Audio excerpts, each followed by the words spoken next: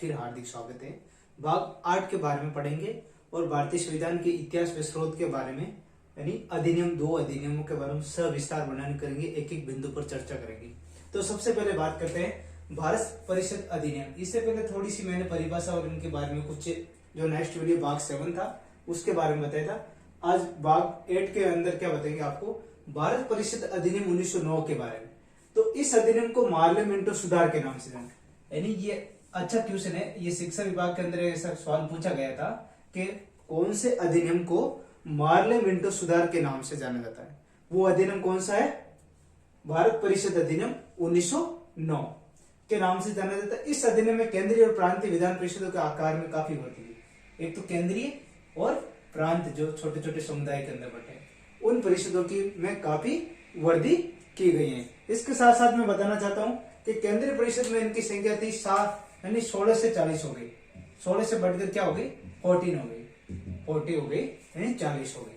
फिर बात आती है इस अधिनियम के द्वारा भारत के प्रादेशिक चुनाव हेतु व्यवसायिक और सांप्रदायिक प्रतिनिधि प्रणाली को, यानी चुनाव हेतु एक तो व्यवसायिक और एक सांप्रदायिक, जो सांप्रदायिक समुदाय विशेष को बोलते हैं, व्यवसायिक बोलते हैं जो धंधे के हिसाब से व्यापार के हिसाब से क्या हुई थी, प्रतिनिधि प्रणाली को अपनाया गया।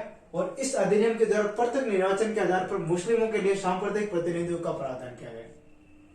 इसके अंदर क्या होता है, प्रत्येक निर्वाचन प्रणाली जिसके माध्यम से सांप्रदायिक प्रतिनिधियों, सांप्रदायिक बोलते हैं धर्म विशेष के लोगों के द्वारा प्रतिनिधित्व का प्रावधान किया गया है। बाद में बात आती है लॉर्ड मांटे को सांप्रदायिक निर्वाचन का जनक कहा जाता है। लॉर्ड मिंटो को सांप्रदायिक निर्वाचन का क्या बोलते हैं, जनक। लॉर्ड मिंटो साहब ने सांप्रदायिक जो निर्वाचन प्रणाली उसके क्या बोलते हैं, जनक के रूप में जाना जाता है। फिर बात आती है भारत परिषद अधिनियम 1919 के बारे में। 1919 के अधिनियम को मॉन्टेस्क्यू चैम्सफोर्ड सुधार भी कहा जाता है। 1919 जो भारत सरकार अधिनियम 1919 हुआ था उसको मॉन्टेस्क्यू चैम्सफोर्ड सुधार भी कहा जाता है। और इस अधिनियम का जन्मदाता भारत के सचिव थे मॉन्टेस्क्यू को माना जाता है। और उस समय भारत के गवर्नर कौन थे, general Lord Chelmsford. Very important question है, ये पूछा हुआ एग्जाम की दृष्टि से। फिर बात आती है इस अधिनियम के द्वारा द्विसदनात्मक विधायिका की स्थापना की गई। किसकी स्थापना की गई, द्विसदनात्मक विधायिका। तो सबसे पहले एक सदनात्मक फिर द्विसदनात्मक विधायिका, ठीक है।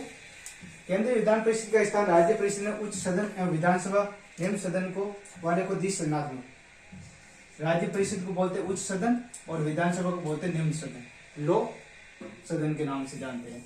तो दो सदन हो गए, एक तो विधान यानी राज्य परिषद और दूसरा विधानसभा। द्विसदनात्मक विधानमंडल ने ले लिया इनका स्थान। फिर राज्य परिषद के सदस्यों की संख्या 60 थी, जिसे में 34 तो निर्वाचित थे और 26 मनोनीत थे। तो अलग अलग कितने सदस्य थे, 67। 60 में 34 तो है निर्वाचित और 26 है मनोनीत। उनका कार्यकाल 5 वर्ष निर्धारित किया गया, यानी इनका कार्यकाल 5 साल। जो राज्य परिषद के अंदर क्या होता है, विधान परिषद के अंदर उनका कार्यकाल होता है 6 साल, 6 ईयर। 1919 के एक्ट के तहत एक्ट में देश शासन की स्थापना की। प्रांतों में देश शासन की स्थापना कौन से अधिनियम के तहत की गई, 1919 के अंदर। ये क्वेश्चन भी आएगा क्वेश्चन जो कॉलेज लेक्चरर के अंदर पूछा हुआ 2018 में, यानी कौन से अधिनियम के तहत देश शासन व्यवस्था लागू की गई, वो है अधिनियम 1919 का एक्ट। फिर आगे वाला नेक्स्ट वीडियो में पढ़ेंगे भारत सरकार अधिनियम 1935 के बारे में।